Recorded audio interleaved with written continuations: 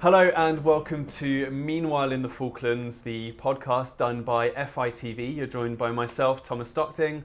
Hello, I'm Hannah. Hi, I'm Kyle. And welcome. This is my second one back since I got back, so we're going to have to bear with in case everything slips up. But we've had a bit of a hectic week, haven't we, guys? A little bit of a hectic week, to say the least. It's been busy. I did sort of get myself caught up in a court case for most of the week, so I disappeared for the start of it.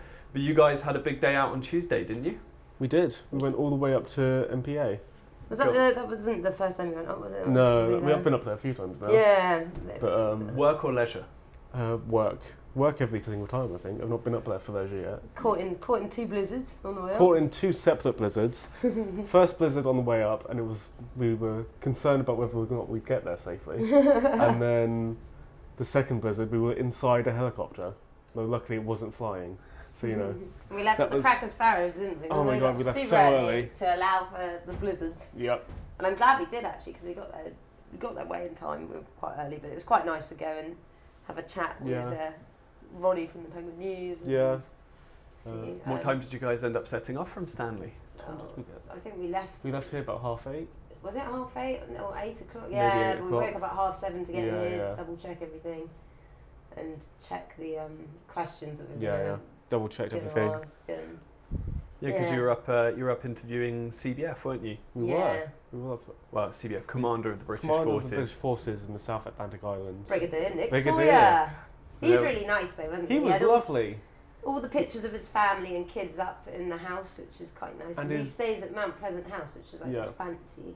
And he was saying that his wife's just allowed him to put up his fishing pictures. Yes, he was showing us, wasn't he? Yes, he He's a was. keen fisherman. Keen From fisherman. some Swedish artist or something he was saying. Yeah, he said it was a Swedish artist. They Yeah. looked quite nice, to be honest. Yeah. I was going to say, what did they look like? They were just like pencil drawings of different fish and stuff. Okay. But he was saying his wife's only just allowed him to put them up on the walls. I'm So- surprised she allowed him at all. No, exactly. That's what I was thinking. But he was lovely, wasn't he? He was And absolutely lovely. Was that the first time you met CBF? That was the first time I've met the CBF. So you've met CBF now, and obviously you've met, I take it, the Governor, Nigel Phillip? I've met the governor, and I've So- met the acting/deputy governor as well.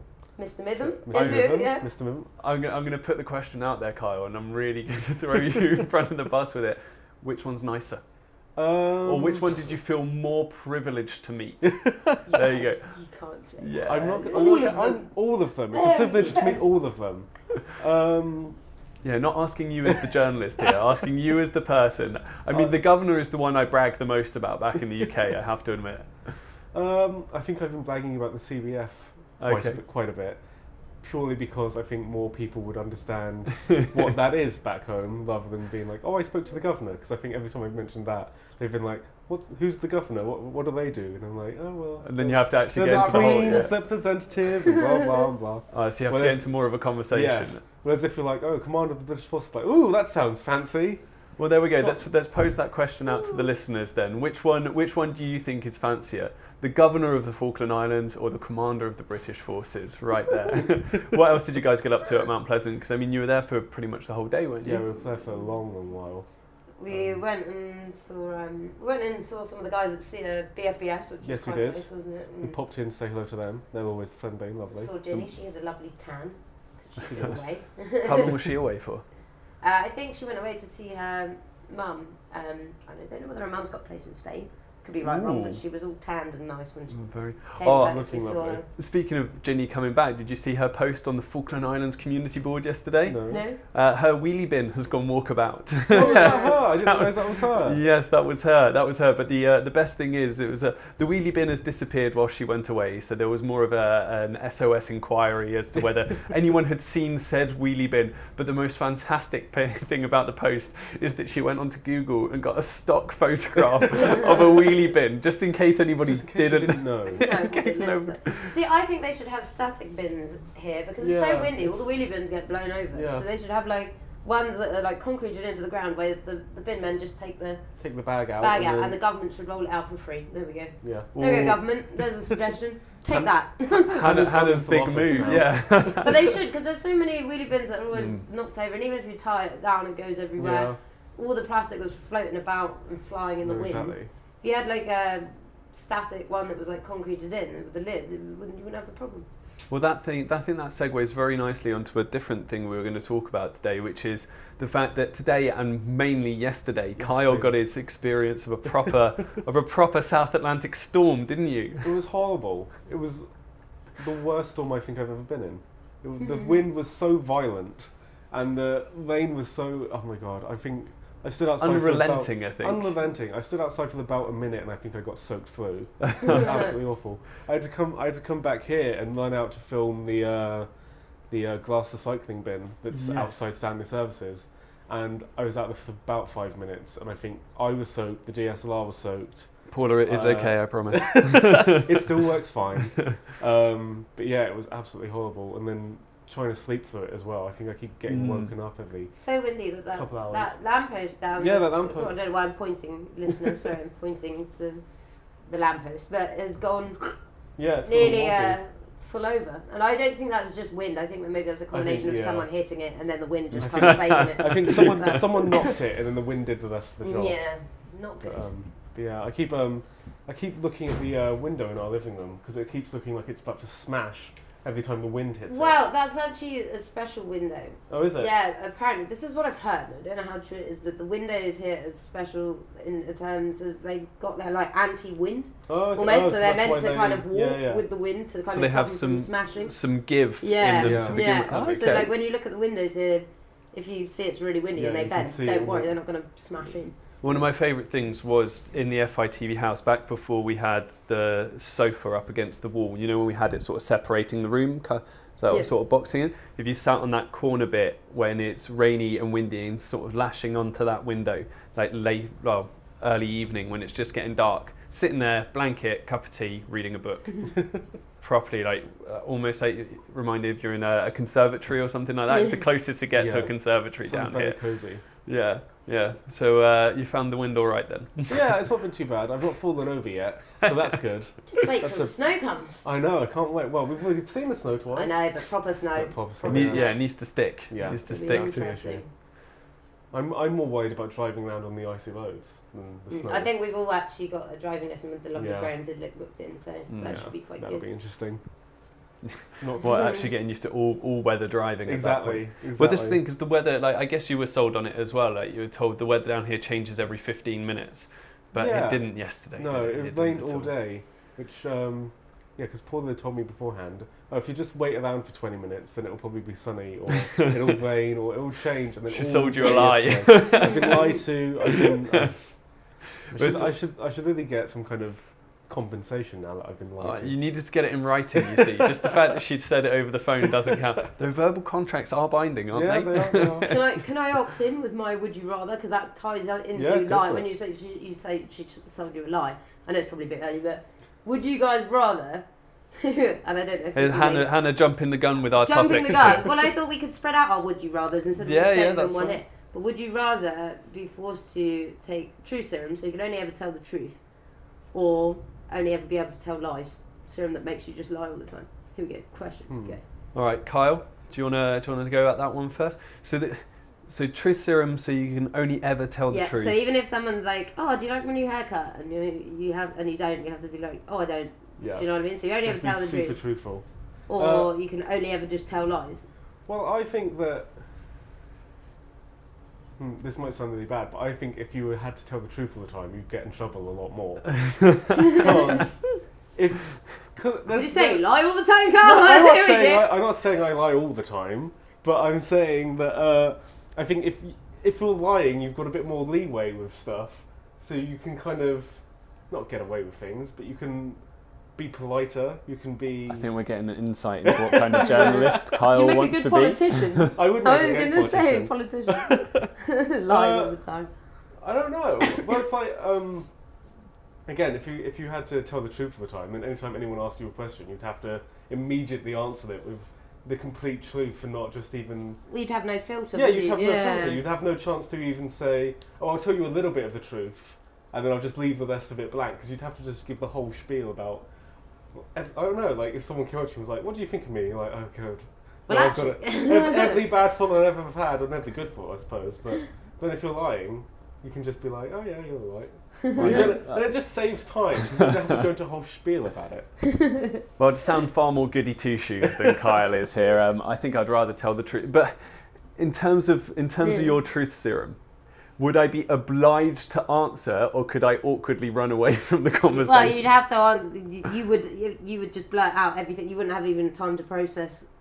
No, it would just blurt out everything. As in, like, would I look at you and just say exactly what I'm thinking? Is that kind of truth serum? Yeah. Or is it more in terms of if you ask me a question, then my question will be true, my answer will be both, truthful? Both. So, like, you will just say everything. So the truth serum is taking away my ability to, like, filter out my responses to begin with. Yeah, you just automatically say whatever's truthful at the time. Well, then at that point, then I would change my answer, because then because the lying, at least I have an element of control. Yeah.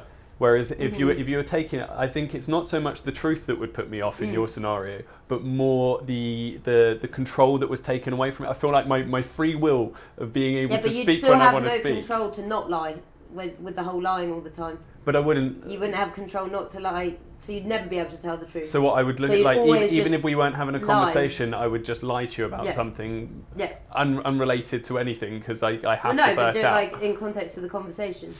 I feel like this is... it's getting out of hand here.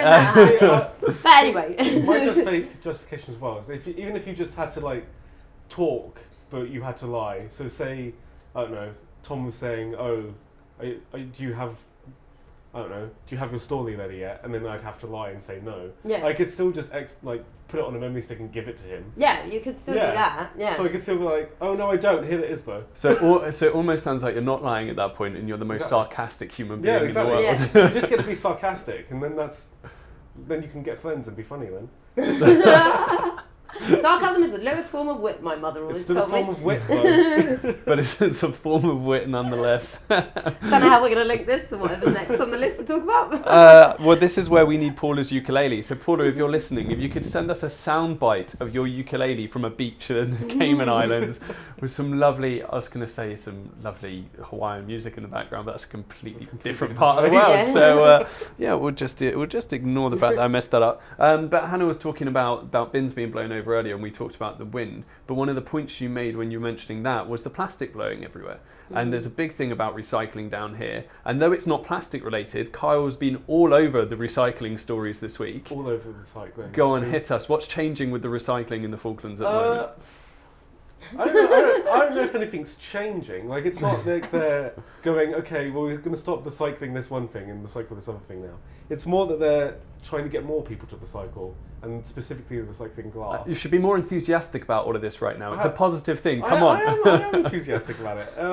Do you go high pitch when you lie, or how you know? I've not drank the truth serum. You don't know. We might have already put it in your morning tea. But yeah, so spiking you at home. There's a whole bunch of new glass recycling bins all the way around Stanley. I think in 10 different places. Mainly in shops, so I think the West Store has one, and the Kelpers have some. There's one outside Standard Services. So how many were there before this? There was one, and it was behind the town hall, but that one's a fancy one, because I think that one is a glass crusher, as well as being a... Well, that's how they recycle glass. They just crush it down and then they use it for other things. So you put a bottle in and it gets crushed in the machine. But now these ones they're just like big wheelie bins. You put your glass bottles in, then it gets carted out to one of the quarries, gets put in a big glass crusher, and then all the glass can be used for... It actually has a surprising number of uses, I found out. Wheelie bins to get blown over, or are they the big, No, huge? Firstly, they're massive. They're massive wheelie bins. And secondly, the one outside Standing Service, at least, has a big rope going around it that's connected it to the lamppost. Tied up. Yeah. So it can't move in the slightest. Unless the lamppost goes. Unless the lamppost goes. Like the other one then. But it seemed pretty secure. Like, it was... I went out there yesterday to film it, and it seemed to be dealing with the wind okay. Oh, that's good. But yeah, so that's all going on, and then all the recycled glass can be used for insulation or in cement or on the roads. And am I right in saying people use it for greenhouses? I've heard that in the floor of their greenhouses or conservatories, so the underfloor heating is because it heats up. Yeah. That's what I've heard through the grapevine. I don't know how you true can use that it is. for all kinds of stuff. It seems like it's got multiple uses. I really want to call Kyle out and ask him for a couple of these uses because I'm sure they're in the piece this week. I've just said a couple of the uses. Installation, in cement. They put it on the roads. Fair play to you. Yeah. Why did you say that? No, calling me out on facts that I've already said. Oh no, that's grand. So so those changes are coming in. So the glass is going to be used. So that's good. That's perfect. And then I think they're I don't think anything's in the pipework yet, but they are looking to expand on the cycling scheme into like recycling paper and cardboard and all that other kind of stuff that can be recycled. Okay, and with the way it's done at the moment, obviously you're saying there's glass bins around Stanley. Is there going to be sort of you have to do that triage at home, or is it? I don't know, because you know how in the UK you've got separate bins for everything. Is that kind of thing going to be implemented? So I think actually I was talking to the lovely Nick Francis over at PWD, and he was saying that the next step is to actually have the glass recycling bins being brought to people's houses as an extra kind of as an extra bin, like a little thing you can just put your glasses in, and then it will just be collected alongside your normal waste stuff. But do they have the manpower? Because I've always wondered why that we don't have all the glass and separate brown bins and things like we do back in the UK here. But do they not have the manpower? Is it because they don't have the manpower to collect it? It will take more time for them to. I'm not sure. I think it's just. I think it's just not something that they've done in the past, but like he did say that is their plan, to just put out extra bins for people to chuck their Will people have to pay for them? Because I know some of the ones in the UK are a paid service. Yeah. I'm not sure about that actually. We shall find out. Yeah, I was going to say all these questions have to be taken down actually, and the follow-up piece. Asked again. Yeah. Yeah, well, that's not the only change that the Falkland Islands is seeing at the moment. Moving away from recycling and moving more into matters of regulation and legislation. There's all these fun words. Hannah has been getting very much involved in the changes to the AG's... Crime Bill 2019. Crime Bill 2019, there we go. All right, take it away. Lots of different changes to laws in the Falkland Islands, but what it is that in 2017... there are a load of amendments to criminal law, and what happens is there's people here in the Falklands who look at the law in the UK, see how it's been reformed and the changes that have been made, and decide whether those laws are applicable to here in the Falklands. Because obviously some things have to be like tailored to here. So recently, in the past month, they've changed a load of different things and added new laws in and legislation that will hopefully make the Falklands a safer place. Not that the Falklands isn't safe, but there are certain crimes and things like that here in the Falklands are more, there's more of an abundance of them than other places. So I'm trying to say it without saying the crime. You probably guess what it is. If you live in the Falklands, you'll probably be able to guess what I'm talking about. But yes, there's a lot of new laws that are hoping to prevent it happening at an earlier stage. So it's very interesting what you're saying about there was some changes in 2017 that was in the UK, those changes. Yes. And so it's taken 2 years, but they're being implemented here locally then. But there's also some new stuff. So in 2017, laws changed in the UK. Some of the people here wanted to monitor and see how those laws have affected the court process and things like that in the UK to decide whether it's worth bringing them in here. If that makes sense. Okay. So some of the stuff because they're trialling these new laws, trying them out to see if it works. And obviously, every law in the UK isn't 100% going to be applicable here because with a different country, things are different. So the legislation locally can pick and choose which ones they want to use from the UK. Are there many?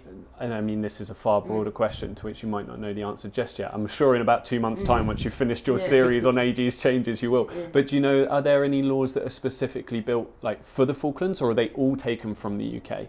I'm not sure, to be honest. I would have thought there probably are some laws that are specific to the Falklands, but off the top of my head, I can't tell you which. On that crimes bill, there weren't any that I thought, But when I was reading through the list of amendments, you can kind of piece together why each law has been brought in based on previous cases that have gone through the courts in the past year. Just that you've seen 100%. In the past year. Okay. 100%.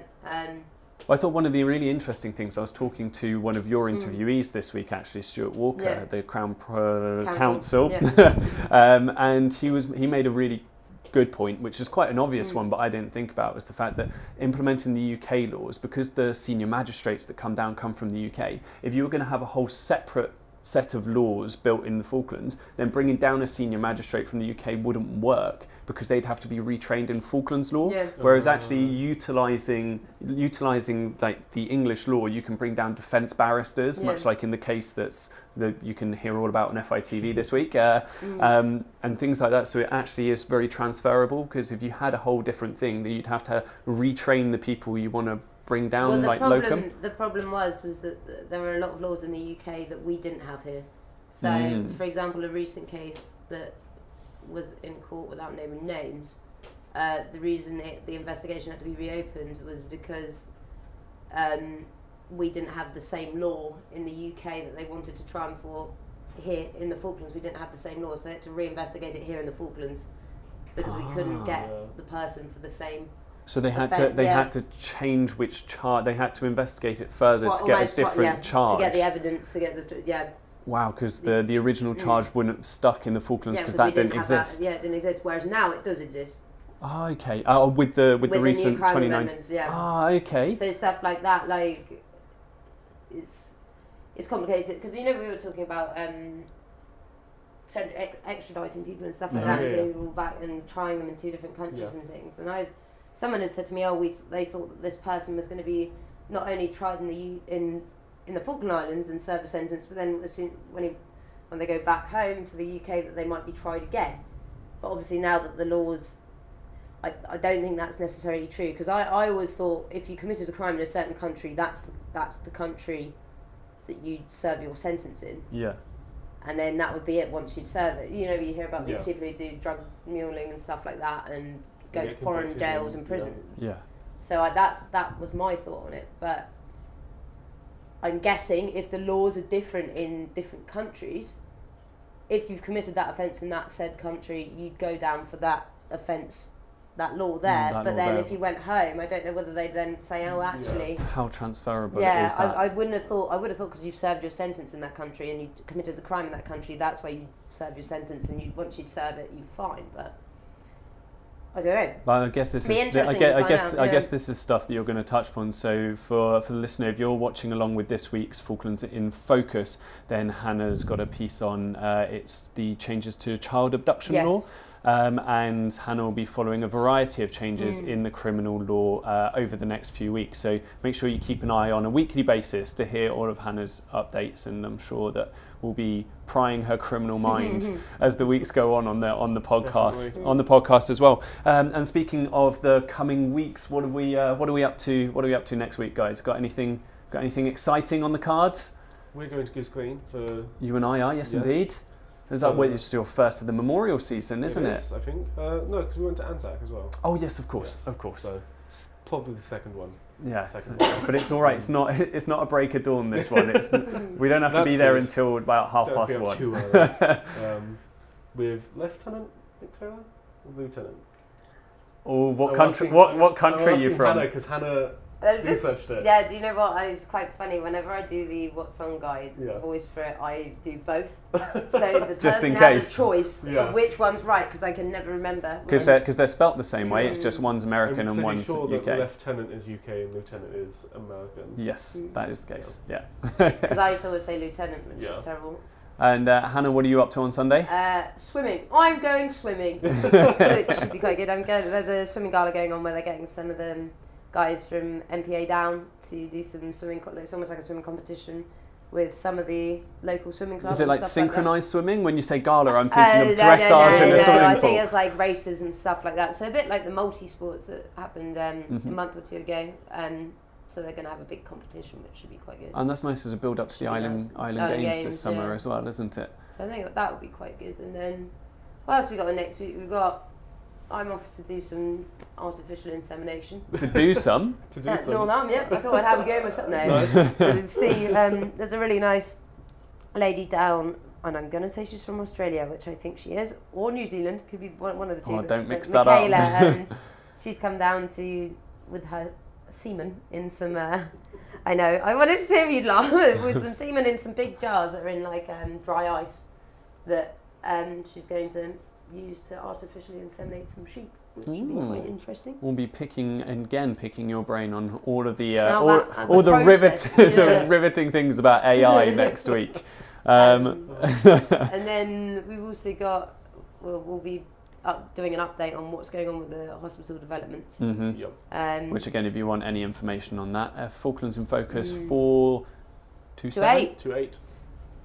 Yeah, 428 for next week's one. Yes, indeed. Yeah, and we'll also be, our interview with CBF will be going up, hopefully. Depending on how busy the news week is, because you're saying it's about a 7-minute interview, isn't it? Yeah. Well, it will go on. It'll go online, definitely. Yeah. And then what else is going on? What have you got on? I don't know. I think I was going to possibly look into some whale strandings that have been happening and find out what people can do about those. Oh yes, you've got an abundance of things from an environmental of stuff from the environmental public meeting that happened. Yes. First one that I've been to in the Falklands as well. It was very interesting. How did it feel going to something that's like so regional but yet national as well? Because I take it you've done it at uni where you've gone to committee meetings, but they're all quite localised. Yeah. Whereas here it's a localised issue but also a nationalised one as well. Far more interesting than any of the ones I did at uni. Because all the ones that I did at uni were like planning ones when people wanted new sheds or. Hey, don't worry, that will come around. Basic stuff. So it was always a bit boring. But it was actually quite enjoyable. It was a packed firm as well. Well, it's good to see that even though the winter's coming around, we've still got plenty of things. Yeah, plenty of things coming on. So I think we're gonna round up today's podcast with something that was introduced by you guys and Paula whilst I was away. Very briefly, some recommendations. Everyone's got there. So let's go around and so Hannah, can you give us what your recommendation to the listener is? Well, I've got 2 recommendations. The first one is Baby Driver. It was on last night on La Television. It was a very, very good film. I love it. I really like the editing. The soundtrack's really good. The editing's all like to the soundtrack and the beats, and it's just a visually very nice film. It is very, very good. Second recommendation is Champneys face masks.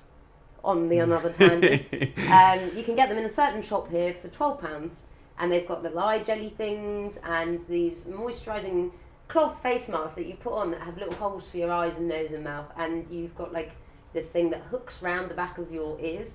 But I don't know, they're very nice and they're quite inexpensive. What brand did you say that was? Champneys. Champneys. So if Champneys are out there listening, please send us free stuff. Please send all of your stuff to Hannah. Definitely worth buying. We want to have a little office pamper. Yes, we need to. A Friday afternoon office pamper session. Oh, doesn't that sound amazing? Kyle, recommendations. My recommendation is for something bad because it's one of those things that's so bad it's enjoyable, but also kind of horrifying.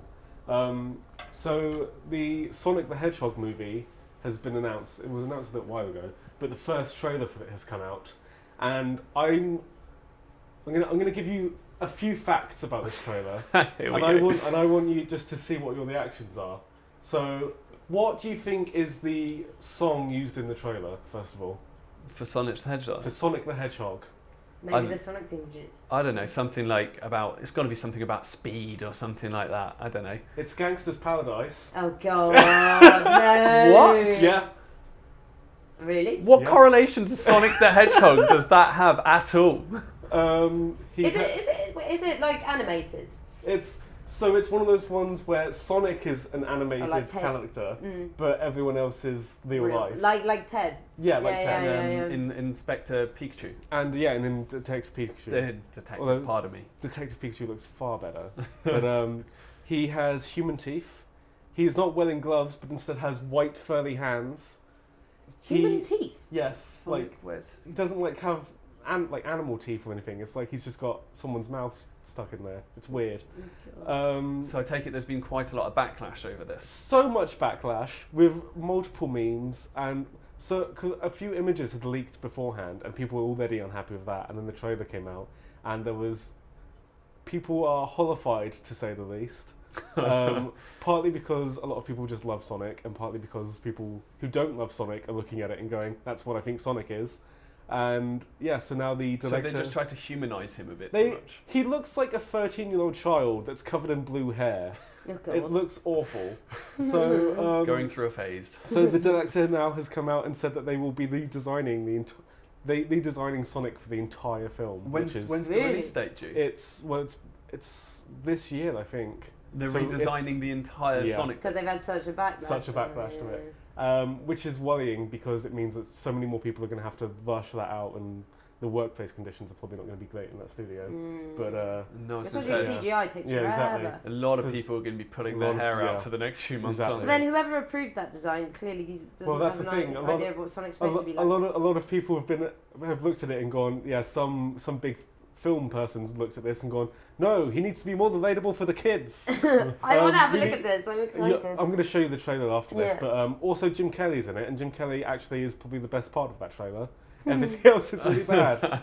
Also, the military's involved. Jim Carrey a voice, or is he himself? He's Dr. Eggman in it, which is the big villain from Sonic the Hedgehog. Oh, is he the guy with the red moustache? Yes, I remember him. So he's actually the best part of that trailer, but everything else is not great. So I fully encourage everyone to watch it and just enjoy it. Enjoy the wonderful mess that it is. Well, you know what? If I knew more about like the rant you're about to have there, I would have said mine before, because I think that's a perfect one to end on. I don't feel like I can top Sonic the Hedgehog.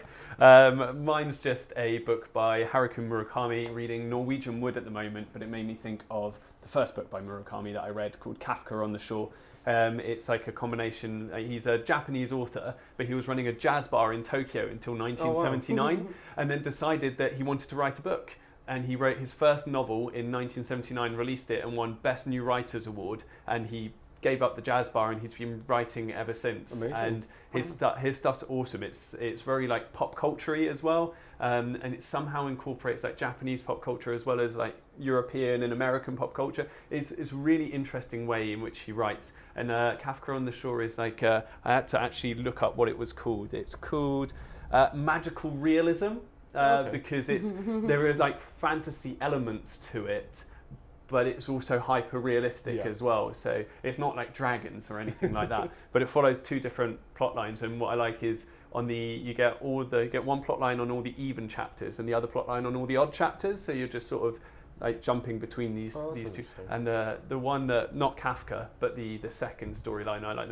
It's like this 79-year-old Japanese man, and he has like, the magical part about it is he has an ability to find lost cats. And like, so it sounds really odd, but genuinely such a compelling read. Yeah. So there we go. Doesn't top out Sonic the Hedgehog at all. But there we go. So those are our recommendations. I don't think we're going to touch on the other Would You Rathers, because we've been rambling for about half an hour now. So I think we're going to call that an end, and we can keep my Would You Rather and Kyle's for the next few weeks. Yeah, well, thank you very much for listening. As always, if you want to follow on with the Falklands in Focus episode on this week, you can watch it on KTV on channels 800 and 855 for full-blown high definition. And you can watch it online on our website, fitv.co.uk, where you can subscribe for one episode or a year. Am I correct in saying the monthly one got taken out? Cool. I think so. So yeah, that's episode 427, and we will catch you guys next week. See you next week. Bye.